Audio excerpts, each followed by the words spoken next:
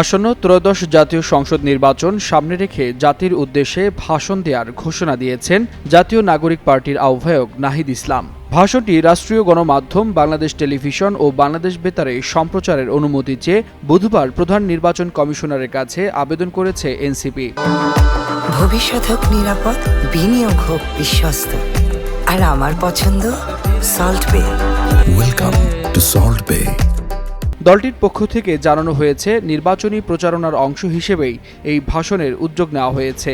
জাতীয় নাগরিক পার্টির যুগ্ম মুখ্য সমন্বয়ক মাহবুব আলম জানান, এখনও ভাষণের নির্দিষ্ট সময় বা স্লট নির্ধারণ হয়নি, তবে দ্রুত সময় নির্ধারণ করে নির্বাচন কমিশন জানাবেন বলে আশা করছেন তারা। এর আগে জামায়াতে ইসলামের আমিরও রাষ্ট্রীয় গণমাধ্যমে ভাষণ সম্প্রচারের অনুমতি চেয়ে নির্বাচন কমিশনে আবেদন করেছে। ফলে নির্বাচনের আগে রাষ্ট্রীয় গণমাধ্যমে রাজনৈতিক ভাষণ ঘিরে বাড়ছে বেশ তৎপরতা।